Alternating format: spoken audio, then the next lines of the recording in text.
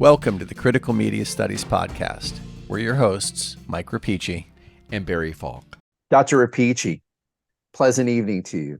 Dr. Pleasant Falk, evening to you. a good evening to you, sir. Good How are evening to you? I'm doing well. We're back.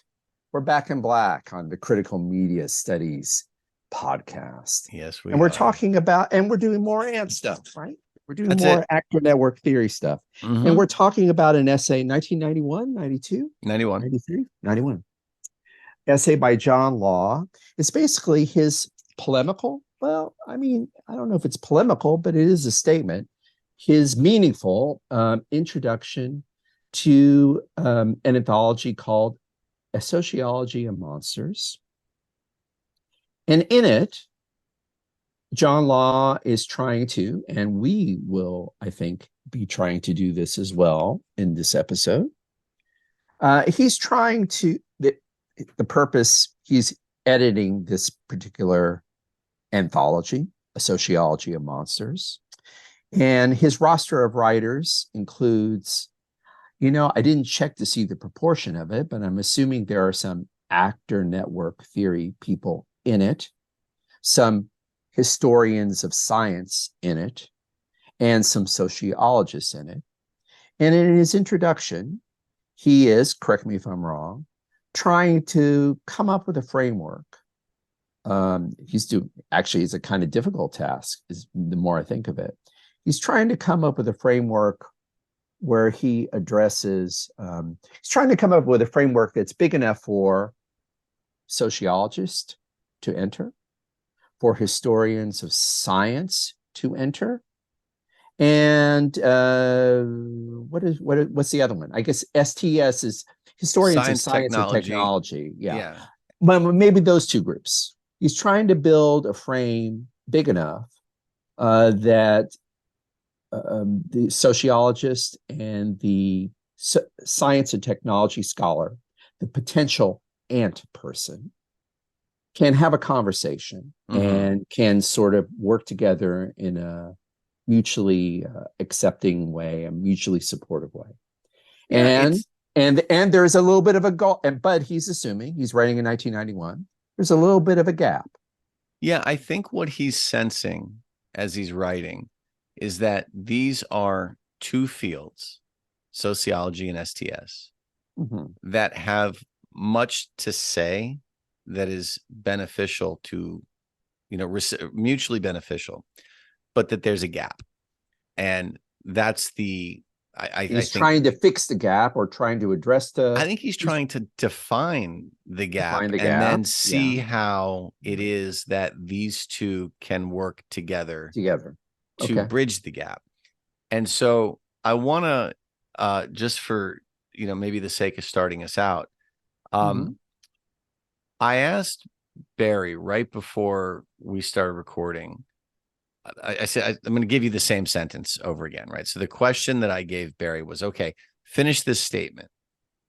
In this essay, Law is looking at sociologists and STS folks, and he's trying to think about how these two come together so that we can more effectively examine what.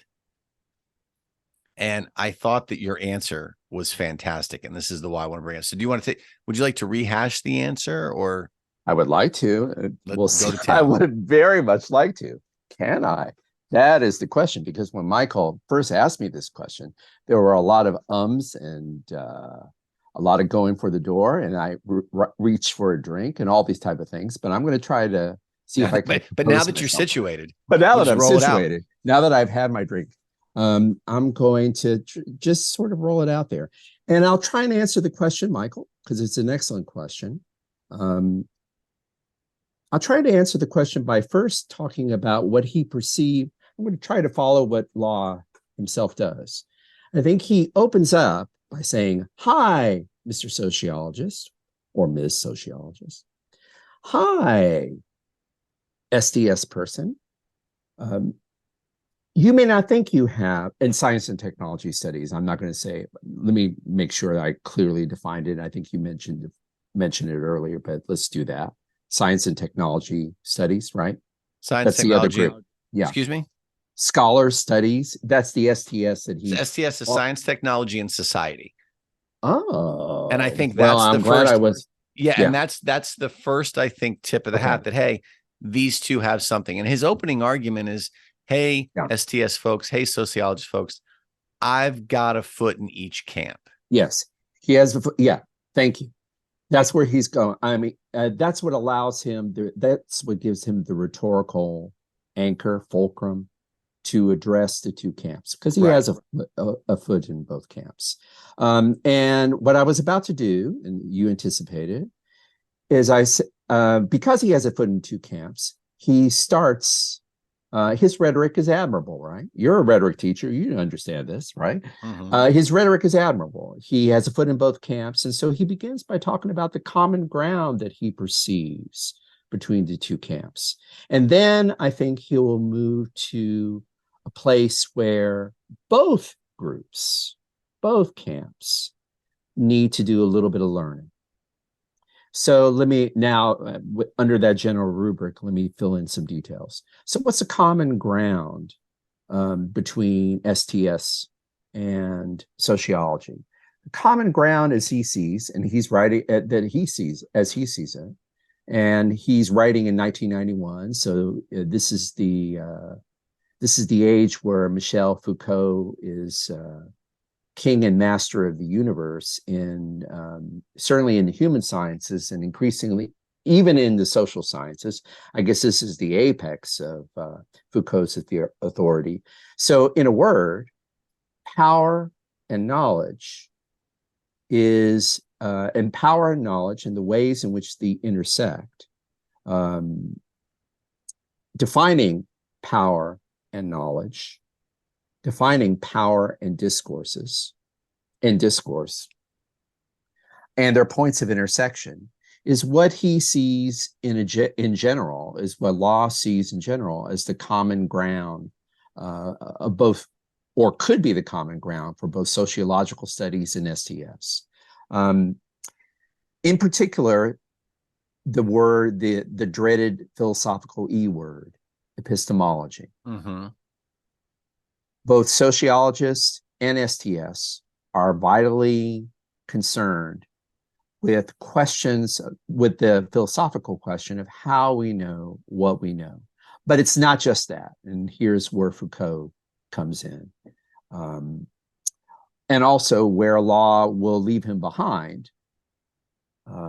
That's going to become clear in a moment. But where Foucault comes in is law assumes that epistemology is never going to be quite enough, that questions of knowledge are always already questions of power.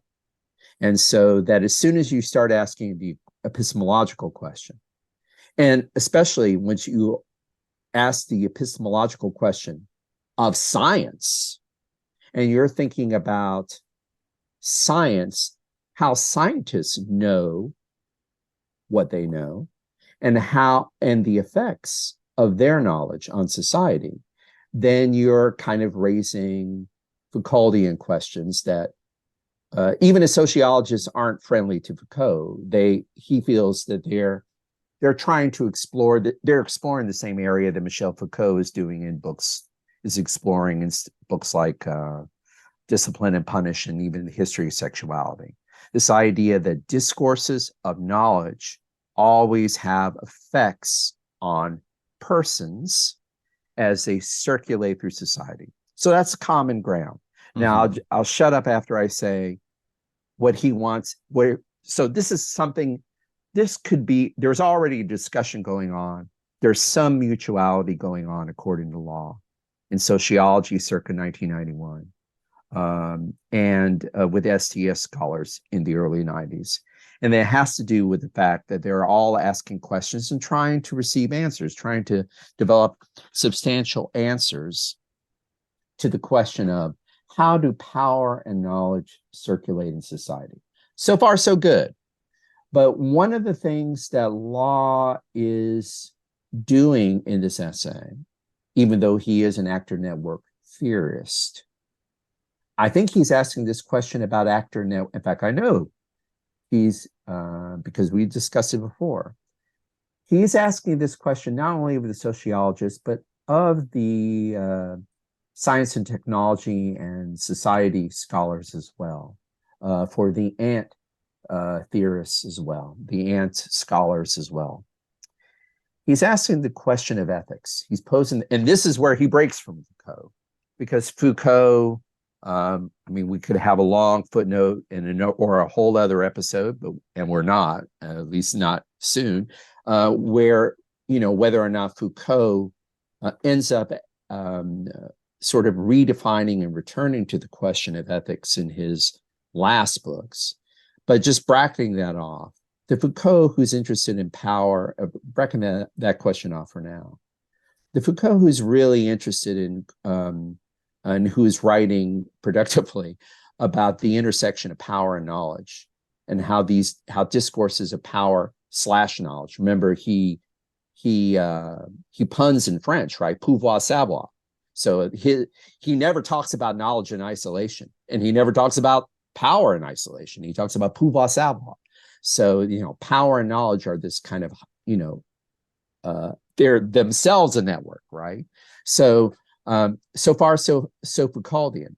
But where law breaks from Foucault is that he asks the question of distribution. And we're probably going to talk a little bit more about what he means by the question of distribution, but I'll sign off here by quickly saying that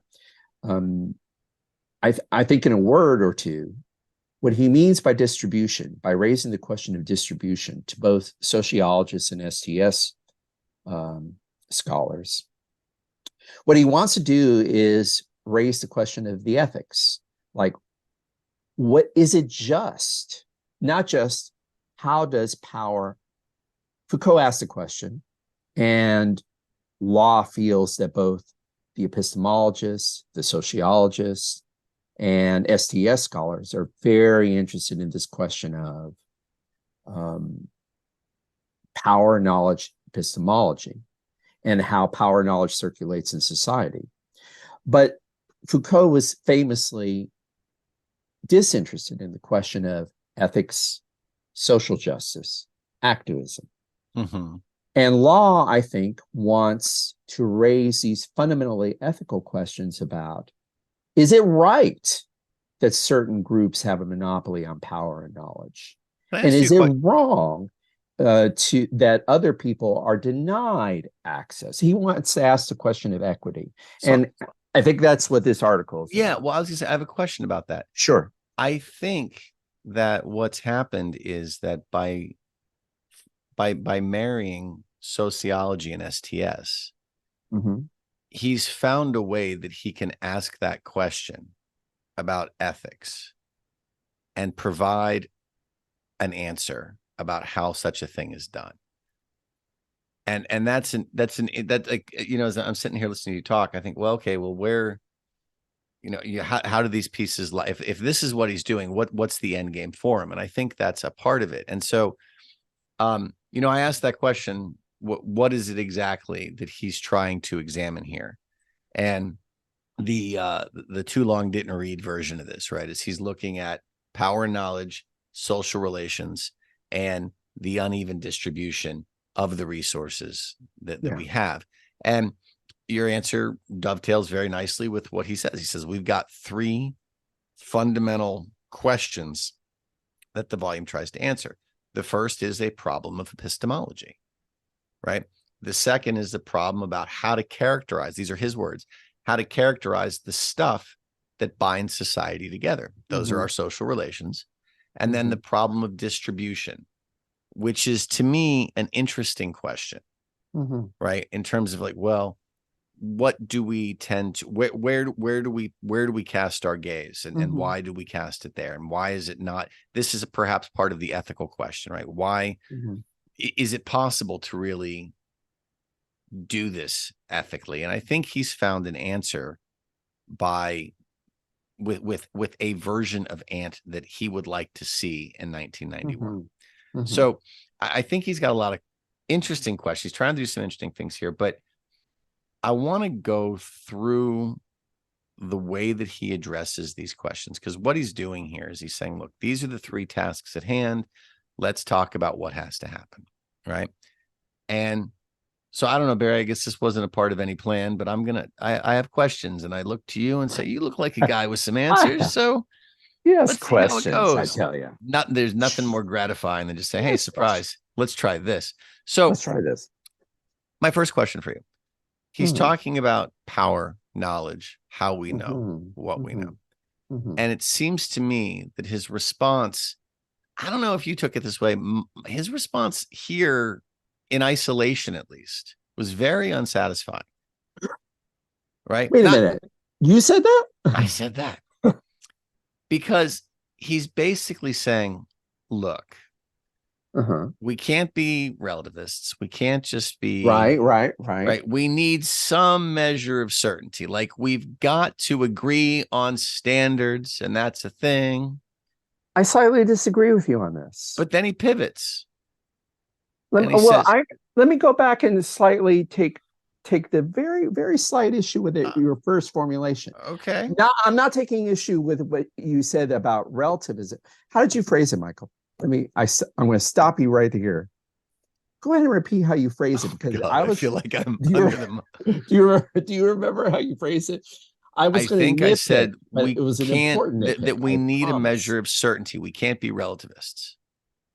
That's okay. Thank you. That's what I was going to sort of nitpick here. Rather than say I'm nitpicking, I'll tell you I had a slightly different read, and I want to hear how you thought of it. I think he's more comfortable with relativism.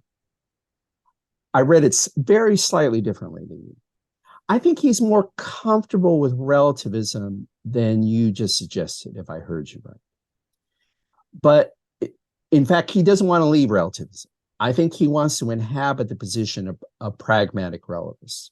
But what he is saying, as I understood it, is he's having his cake and eating it too, because he says, I could be a relativist, but that doesn't mean I can't answer every question you have in an absolute manner. I thought he was kind of equivocating. Well, this is kind of where it's going. I think so, and I found the passage here, but what he seems to be saying to me was, look, we need to make room for all sorts of perspectives. We do. Because there's just this basic level of like, well, this is how things get done. And if we all agree to get along, then we're going to make out just fine. Let's just be tolerant. Yes. And I guess. Do you want to read a little of that passage and we'll mock it? We don't have to mock it. I don't want to you want to read a little of that passage? Anything. Because I think I'll read. Yeah, here I have Kumbaya. Do you have it marked? The Kumbaya chapter passage? Yeah. Yeah, he says, I want to make two simple but closely related points that draw on the relativism of STS. There we are. The first has to do with rules of method. As I have noted, the suggestion that rules of method, epistemologies, might vary as a function of social context was greeted with horror by many. The fear was that if we abandon the ordering leviathan of the scientific method, then anyone could believe anything they wished. But my first point, this fear is unjustified. The fact that the rules of method vary between contexts or indeed over time does not mean that we are in a position to believe anything we'd like. Neither does it follow that we will have no local conventions about how to go about producing good knowledge. Skip down a bit. The first point then is about standards. I can be a relativist and still note that we all are, constrained and enabled by theories or practices about what should count as a satisfactory argument.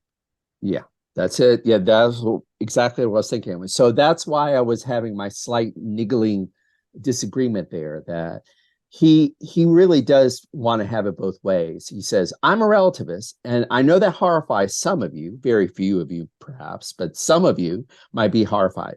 But if you rightly consider what I mean by relativist, you realize that I too follow a code of conduct, just like you do. And that code of conduct isn't too different from the code of conduct you follow. So don't be afraid of relativism. No, I think I spoke carelessly there. I think what he was arguing is that there is no it's not arbitrary. We are held by standards. But That's right, right, the right, right, question right. becomes, you Mhm. know, in short, to accept the epistemological relativism and deny that there are universal standards is not to say that there are no standards at all. There we go. So, And neither is it to emphasize, or excuse me, neither is it to embrace moral or political relativism. there you go. I'm not a Nazi. Let me just make it How many clear, times John does Law he says. say that? I wasn't going to draw attention to it, but you trapped me, got me in a corner. But well, I will. I'm not going to. I will. Let's drop the Nazi bit. That's cutting too close to the bone for the contemporary reality. Let's just go back to the relativism argument. It does make me a little. I'm a little. Please, Dr. Rapici, read that just the last sentence that you read one more time. That was precisely where I get a little heebie-jeebie-ish. In short, to accept the reality of epistemological relativism. There you are. Yeah. And deny that there are universal standards. There you are. Is not to say that there are no standards at all. But wait a minute. Isn't that what a relativist is? So that's did I miss something here? This is where I have a little bit of a moment, we'll say. I don't know what to do with that. Well, I called it, and maybe unfairly, I called it having your cake and eating it too. I mean, I think it's one thing to say that I want to defend relativism and contingent knowledge because that's all we have. Mm-hmm. We don't have absolute knowledge. So I think there are two ways to defend relativism. There is, and I'm familiar with one, and I find one very compelling, the argument that says, I'm putting forward the value of relativism because absolute knowledge is absolutely impossible. Right. And then you have a defense of relativism. But that's not quite what he's doing. He sort of reassures me that his relativism is just as binding and comforting, quote unquote, as an absolute knowledge claim. Well, and that's where I get a little weird. So I think that's what I find weird. I think his next move is an attempt to address this. And you would think that this is right up my wheelhouse because of my. Well, let's do it. But again, so he said the second question he addresses, he says, the second problem has been to characterize the stuff that binds society together. Mm-hmm, mm-hmm. And this is where his argument for STS really comes in. He says, we are held together by heterogeneous means. And then I'm paraphrasing here, but he says, the fact is that the social is not purely social at all. And this is where he introduces the sociotechnical relations, right? The argument that we have to, in order to approximate or to approach some sort of complete knowledge, right, we have to account for technological, indeed, the technological aspects of our society, the technological agents in our society. And this is a strong part of Law's argument. Getting back to he has a foot in both STS and sociology, but he wants to make loving criticisms of both discourses. He feels that both sociologists and STS has, in a weird way, undervalued technology, machines, has sort of othered. He talks about speciesism. And I think this is a very interesting, very valuable contribution that, in case I've been too negative about Law. So let me pivot and say something very positive. Because this is a strong part of the essay, right? And a very important part of the essay, this sort of saying that both sociologists and even STS has sort of hasn't given enough credit or has a tendency, I'll put it another way, has a tendency to other the machine, to other technology, to think in terms of a binary opposition between human knowledge and machines. But here's where, and that I think that's a great point. And to be clear, I think that Law is a super smart fellow and I enjoy reading him. But my concern with this is that, and again, this is sort of like the whole have your cake, eat it too moment. If we include the technical Mm-hmm. aspect of Mm-hmm. society in the attempt to create a more complete, or in the attempt to approximate a more, or approach a more complete knowledge. Mm-hmm. It seems to me that, he talks about speciesism, right? Yeah, right, With right, the right. idea that any particular node in this network or grid is going to be static. And the answer to that is to say, well, these people are this camp is here, this species is here, this species is here. The problem I have is that when you introduce the technological into this, Uh-huh. he's looking at this, Mm-hmm. and again, we're looking at power and knowledge, right? So Mm-hmm. epistemologically, what is our basis and our jumping off point for things? The problem is, these, as partners in a knowledge and power system, are very much not static entities. They are Mm-hmm. wildly dynamic. They are going to Mm-hmm. take the form of whatever they need to take. If you think back, we had a discussion with Raymond Williams, and he's talking about technological innovations being Mm-hmm. answers to predetermined problems. Mm-hmm. That's great. The minute that they are developed and released, they now become dynamic things. This is my there it was William Gibson's 1979 Rocket Radio, where he talks about the street finding uses for technology. These are not, I don't see how you can look at the technological aspect of this Mm-hmm. and Mm-hmm. hope to pin it down if we're talking about epistemology and Mm-hmm. power, because these are dynamic to the point. They're too Mm-hmm. slippery. But Michael, I think don't you think he's on your side in that? Oh, I'm probably talking in circles right here. No, no, I don't. But No, I was not saying that. But I mean, you were mentioning this is, and this you grasped a kind of pivotal argument for him. It's his quarrel with Marxism. mm-hmm. It's his quarrel with Barry Falk as well, but that's another story. That that he also believes that the social is not something that's a given, that the social is dynamic. And I think that by introducing technology, he feels that's part of the dynamism of the social that he believes in. So I think your idea that the machines aren't static, I think he would take that as a very friendly amendment to what he's doing. Yeah, well, I think that's his reason. He has the conversation about Edison, Mm-hmm. and Edison as being someone who was able to understand the sociotechnical nature of the relations in terms of trying to get his work to bear, right? And so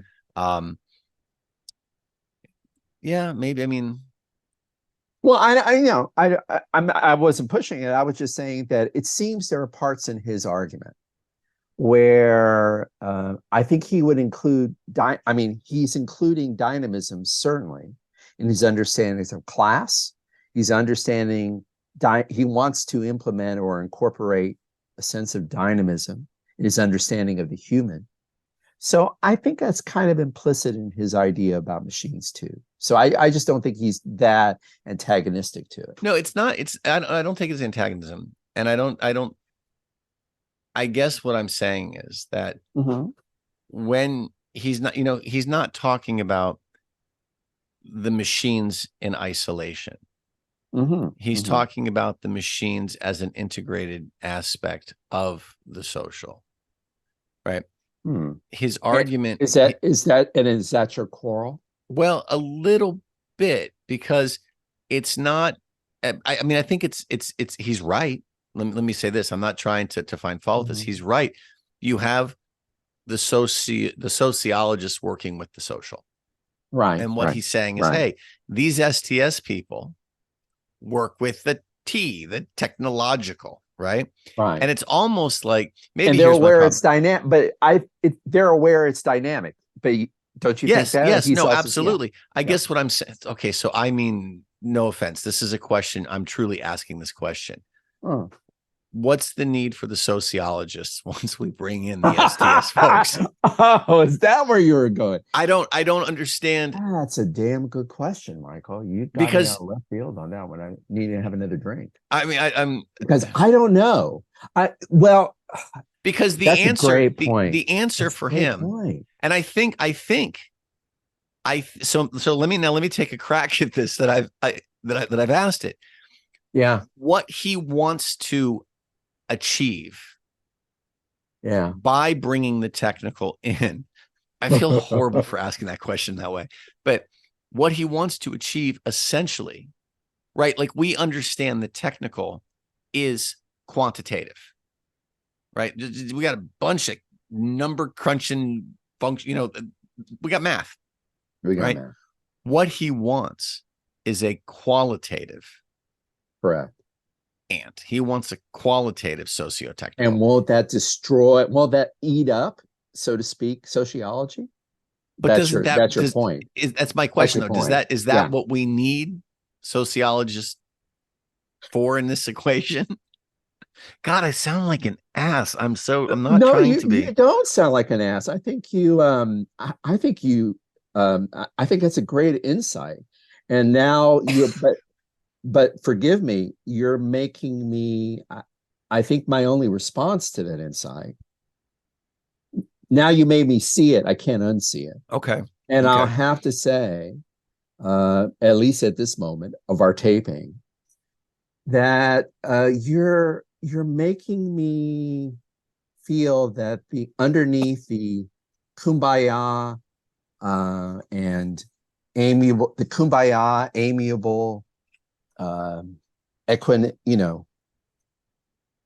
cool British empirical equipoise of John Law is a disciplinary monster, a disciplinary gangster, because I really, and I think he must know this too. Come on. I really don't have an answer to your question. If you get STS running, and he wants to fix STS, right? Mm-hmm. If you get that up and running, I think it is going to, in a sense, it's going to end up being sociology 2.0, 3.0. And maybe that's enough. Maybe that's fine. Maybe what this really is just a little, hey, sociologists. It's not going to be fine for the sociologists, my friend. What's that? It's not going to be fine for the sociology department. No, they're going to have to share. They're going to have to share office space now, and that's what I'm saying. I mean, there's a kind of disciplinary. But so then is that what this is? Then is this really an argument that says, look, sociology needs to evolve to account for the sociotechnical, because it is now legitimately and inextricably a part of the culture that you have before now studied purely as the social? Well, I didn't think of this going into our taping or recording or whatever the heck we're doing, whatever medium. We are not following a script is what we are doing. I didn't think of this going into it, but now that, because I had read it as I was describing at the beginning of the episode, I wish we could rewind and do it over again, but we're not. No. I was describing it as this, like I said, very peaceful, amiable act of bringing two different groups of scholars together to recognize their commonality and to fix their mutual problems. But I can't unsee what Michael Rapici made me see. So I have to say, I have very little answer. I have no specific answer to the question of what the sociologist can do or needs to do once you get STS up and running. Now, I'll add this. Law is very clear that STS circa 1991 has its problems. I'll try and define that quickly. The major problem that he sees, I'll try and define that quickly if I can. He talks a lot about I forget the name of the author, but the author is included in the collection. And this author wrote on Edison in a it's not a full-fledged ant reading Thomas of Hughes. Thomas Hughes. Thank you, sir. Hughes is not performing an ant move on Edison, but he is doing a sort of history of science approach, a socially informed history of Edison's contributions to science and technology that pays attention to the network rather than to the great man, the great inventor, Thomas Edison, period. And in that sense, it's kind of anticipating or going where law wants STS to go. Now, STS, I'm going to loop back around to your insight in a moment, but I'll just say this because this is an important part of the introduction, and we're not doing justice to the introduction if we don't mention it.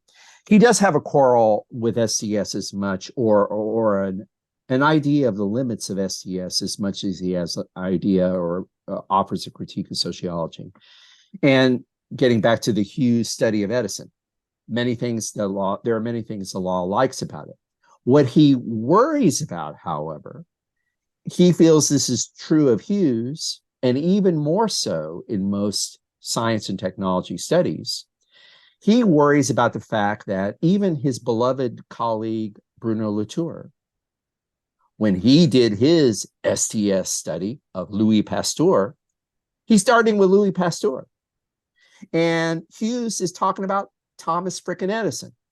So there is a way in which STS may have the goal of talking about the network, but there's a curious way in which they end up doing weird alternative reality versions of great man of histories, where so Law's question is, why do you have to stop with Edison? Why do you have to start with Edison? Why do you have to focus on Edison in order to talk about the network? And then I think both Law and Hughes seem to go into contortions in order to justify their choice, their original choice of Edison as a subject. So is this so this is a criticism, but I just want to just allow me to loop this back to what you were saying, because I don't want to lose sight of your insight. So this is a criticism he has of STS, and he elaborates it at length. This sort of tendency to begin and unfortunately kind of end with great man studies of history in the guise of STS. He wants to correct this tendency or curb this tendency and improve STS. But getting back to what you said, once STS does that, I think it will, in his view, it's not clear to me what sociology needs to do. So does that make sense? It does. And if you want to return to your question, I didn't mean to interrupt your question. No, you're Edison. Fine. I think that I understand what he's doing. I want to pause on it for a second and move to number 3, because the more we talk about this, the more I seem to be finding answers to questions in the rear view mirror. Okay. So his third question is the problem of distribution. And I think this gets to the question about STS and hero worship and sort exactly. of right. I don't know. This is my term, not his. So if it fits poorly, I'll own it. But sort of the sociological tendencies here that tend to privilege the human, right? The hero element here. What is it? Is distribution for him really, is that akin to or tantamount to just saying what is the scope of our investigation? No, well, to me, no. And by that, I mean, where are we casting our gaze? Like how? Well, maybe I don't understand your question. I don't know. So let me say it this way then. How do you understand what he means by the problem of distribution? I struggle with that, and I come up against my best answer to that is the question of that the question of distribution of resources is fundamentally a question of equity and of ethics. And this is what I was referring to earlier, what I was thinking earlier, or behind my earlier statement, that this is where he uses Foucault, that Law uses Foucault in thinking about power and knowledge and discourses, but where he swerves from Foucault, or at least mid-period Foucault, and certainly early structural Foucault, is that he seems to be raising ethical questions of, what is the right? What is a just society? One that unjustly, inequitably distributes its resources. So the question of distribution, as I see it, is always a question of ethics. Like, and I'll just sort of answer it the only way I know how, in reference to Edison. I think one of the reasons he's criticizing STS for beginning with Edison and moving away from him, but maybe not moving far enough away from him, is that he feels that to privilege a single male actor, and he's aware of gender, he's trying to incorporate throughout gender critique, right? Yeah. So it's not just the fact that it's a single actor that is getting on his aunt nerves. It's also the idea that Hughes's study inadvertently puts a privilege. It reifies power. Reifies power. Yeah. You answer my question. So maybe when we talking about Edison reifies power, and he raises the question, Law raises the question of distribution, because he wants to say it's not right to reify power. Right. We are talking essentially about the distribution of power. Indeed. Okay. So I think I found what we're looking for. So if I may, please. He says, though the visions that drive the contributions to this volume are varied, I think sociotechnically, all that is are concerned with heterogeneity. They are concerned with overlaps, with how it is that different things that are brought together, with how it is that differences and similarities are constructed. And they are concerned with how those similarities and differences are sustained, for the question of maintenance is crucial. And I want to get back to this idea of maintenance. All right. No one thing, no class, no gender can have power unless a set of relations is constituted and held in place.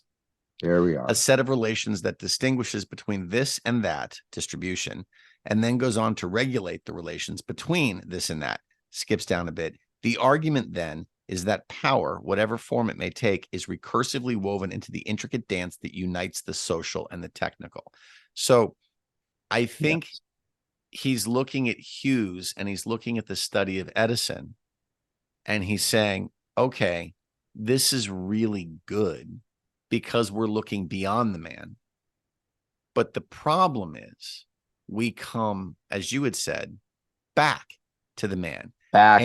So I think because that's where we started. That's right. really why we started and where we started. And so this, I think, and this is why I had said earlier, I think about he wants a qualitative version of Ant, because what Ant allows him to do is to move beyond Edison. Indeed. Right. To say this is what it looks like if you zoom out and you decenter the traditional locus of power. Indeed. But the problem is that, as Latour reminds us, as Law reminds us in other work, Ant doesn't tell you anything other than who's playing the game at any particular time. Here are the actors involved. And so I don't, and maybe this gets us... Well, my friend, Law's at odds with himself, because I'm wondering if this gets us back to that question about what binds society together, right? This is about what we do with sociology. And I think maybe this is the great hope for sociology. Michael, I think we're going to answer that question. You're going to reread.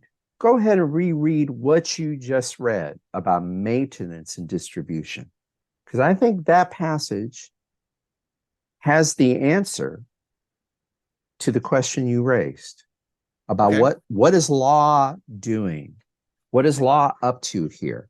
Yeah, I Yeah. think here he's on a beeline for, well, Yeah. let me just read it. For the question of maintenance is crucial. No one Indeed. thing, no one, comma, no thing, comma, Mm-hmm. no Mm-hmm. class, no gender can have Right. power unless a set of relations is constituted and held in place. Let me pause for just a second. Yes, because I want to pause too. So take a Okay, pass and then I have a pass. I'll take a this pass. is the argument for sociology. The Is it? This is an, or not the, this is an argument. I got Okay. excited. Tell me, Pardon me. Right. tell me what. No, well, no, I wasn't taking issue with Because that. if I we're just wanted to know why talking it was that. about individuals and Mm-hmm. things and classes and genders and power, Oh, we're talking about groups, and we so are therefore we need sociology. I got we it. need I got it. sociology to have Okay. these discussions. Great point. So in a way, it's like we need this to understand. But again, I feel like I'm Look at just that. throwing dirt on sociology. We need this to understand what's not working. Yeah. Okay. But Good your point. turn. You're up. That's a good point. I was going to return it because I wanted you to stop after that sentence because that sentence to me is talking about that to me is kind of the core of what law is doing in this introduction. And I will add this before I elaborate. I do feel that it's a slightly different law who's writing in this introduction from the law that you and I discussed earlier, because I do feel that he makes ant-like moves throughout here. But at the end, and you're reading a passage near the close of the introduction, he gestures outside of the ant framework, because now I'm going to return very concretely, I hope, to that passage you read.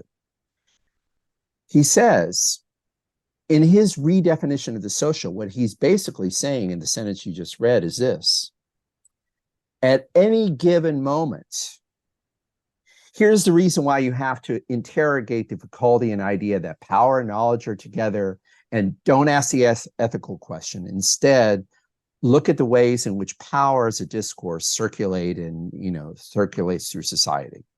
Not that that's a bad question, far from it, but it's not enough, because law in this introduction wants to raise what I think are primarily, again, I'll say it, ethical questions, moral questions. For a relativist, he's agitated by morality, because what he's basically saying, here's my interpretation of the two sentences you read. What he's basically saying is that it is arbitrary, the distribution of power, knowledge, of power in particular, and of resources at any given moment in a society. It is arbitrary. It is arbitrary who has what. It's fundamentally arbitrary. It's not built into nature that rich people are rich and that poor people are poor. He's saying at any given moment, the idea of the distribution of power is something that is arbitrarily achieved. But what's the word he uses? Maintenance. Maintenance. Because it is arbitrary, and by the way, unjust in law's view, because it is arbitrary, because the distribution of power and resources is both arbitrary and unjust, what you have to do if you're in power is you have to maintain the status quo. Mm-hmm. And in order to maintain the status quo, you got to work at it. And with the sociologists that you want to bring back into the equation, Dr. Rapici, what the sociologist does is sort of tell us at any given moment how power elites manage to fix and maintain the unequal distribution of authority. That's in resources. That's what I think is going on in that passage. So sociology has this critical function. I get it. Well, I don't know. Did I really answer your question? I don't know. But No. I'm thinking that again, he's making a fundamentally immoral call. And I had to say, can you I'm making surprised. a fundamentally what? A fundamentally what? fundamentally a moral judgment, a moral call. He's appealing to morality, is what I mean to Yes. say. Okay. And I'm surprised at that. I have to say, I'm a little surprised Why? because I thought, well, as you mentioned in this essay, all of a sudden he says, I want to have a qualitative ant. Mm-hmm. So I guess that's how you do that, by thinking about questions of power, knowledge, distribution, equity. Well, But you need a version of actor network theory. You need a version of interrogating these systems and these contexts that allows you to move beyond the purely social, but you have to have a value judgment to them. It cannot just be there you go. a question of agency or You, participation. you described it perfectly. Yeah. That's what's going on at the end. I felt that most of the introduction was sort of taking me through epistemology critique, and then all of a sudden, he made that was a marvelous summary of what I think is going on in the last bit of it, and you just did it much more precisely than I did. This idea that he fundamentally says you have to make the moral judgment, the ethical judgment, in order to did you say to bring it to a close, to orient yourself? I think no, I think it's basically orienting yourself, right? Orienting the study, So getting your bearings on the study. let me Yeah. let me ask you this.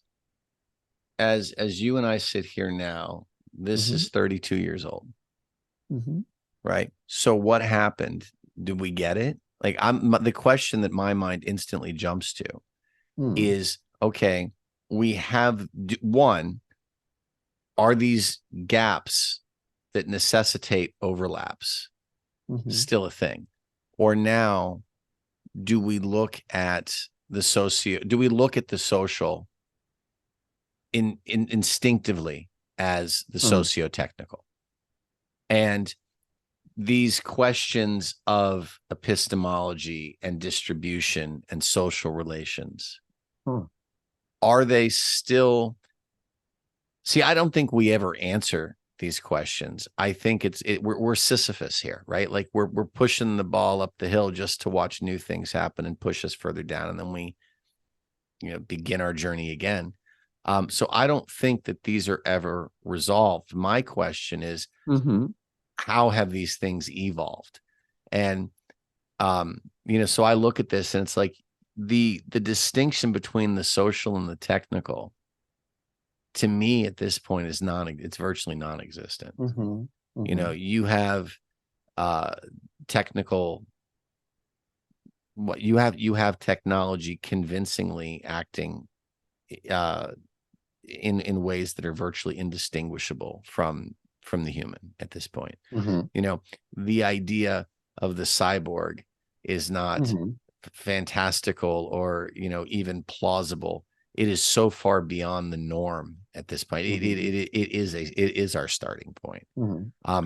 It's even back in the day.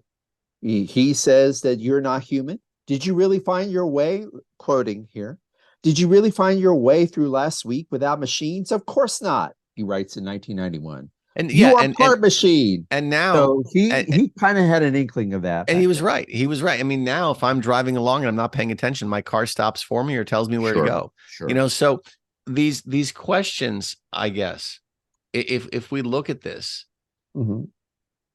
is this still like, are these still the same questions to ask, or we ask, or well, it sounds like you're saying they're not.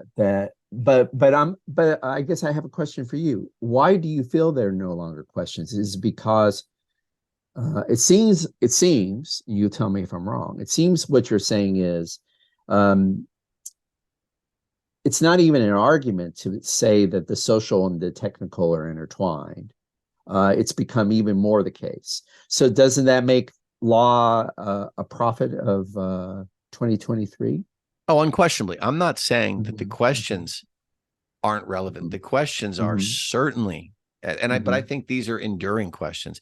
I'm saying that the starting point is saying, hey, we really could do well if we bring sociologists and STS people together so that maybe we could find a more equitable way or a more productive way of negotiating these questions.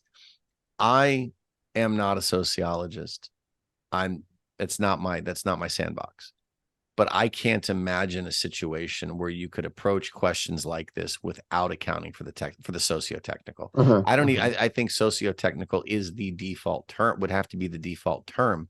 And so, I would ask, if I would love to hear sociologists' response to this, because it seems like he was right. That's my point. I guess he was dead right in this. And so the disciplinary, I mean, maybe. But do we have qualitative ant yet? See, I don't think so. I think the questions are great. I just don't know that actor network theory has evolved to account for what he's ultimately hoping for, which is maybe why the questions are still relevant. And I didn't mean to cut you off. I'm sorry. No, it's not you. No, I was pondering. I wasn't holding my mouth. I was holding my mouth, dear viewer, if you were able to view. But it was not because Dr. Rapici silenced me. He made me to ponder a couple of things. I was wondering if whether or not the sociologists may have, and I was positing, an hour ago, how long we've been talking. I was positing an hour ago or a while back that there was a kind of disciplinary sleight of hand going on here, and that he's trying to annex sociology to laws, trying to annex sociology to STS. But maybe I'm thinking about your question about the intervening years. Maybe it's happened. Maybe everybody has drifted along this ways, and sociologists would say, yeah, we're doing STS. Of course, we're doing STS. That doesn't necessarily answer the question of, but you just asked a more specific question of, do we have a qualitative ant? That's a slightly different question. Then I don't think we do. So what would it take to have a qualitative? Who's going to? Well, first off, Dr. Rapici, who's going to do it? Who do you think is going to do the?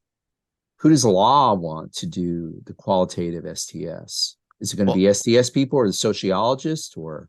Well, I think you just said it. I think this is interdisciplinary. I think this is open. So it's so it's going to be open to because I think it has to. It has to be. How can you trace, like, the big advantage that actor network theory offers you, to my mind, is the ability to incorporate non-human actors into networks for a more complete rendering of the network.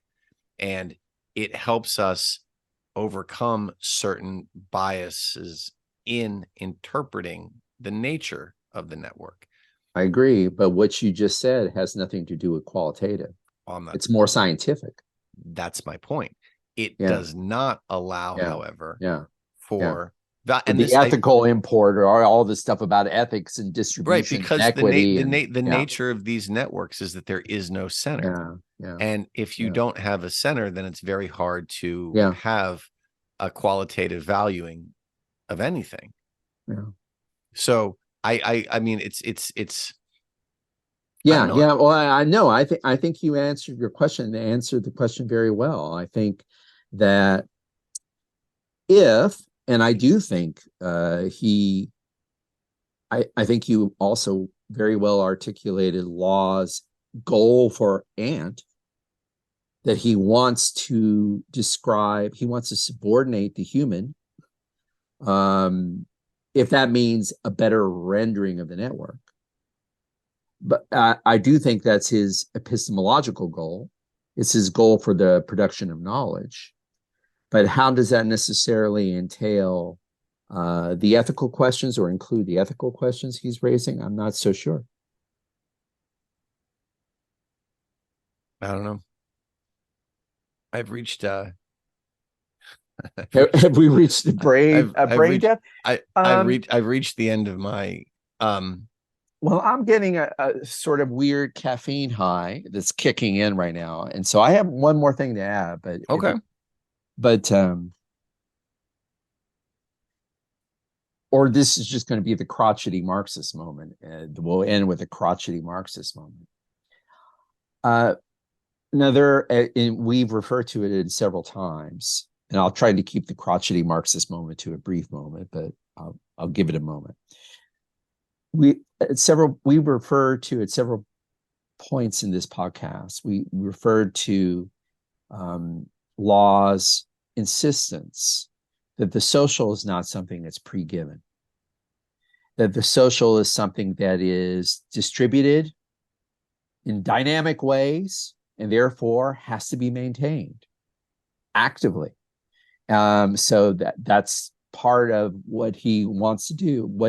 His goal for Ant is to be able to, that he wants Ant to describe this process of distribution, maintenance, and these dynamic elements in suitably dynamic various ways.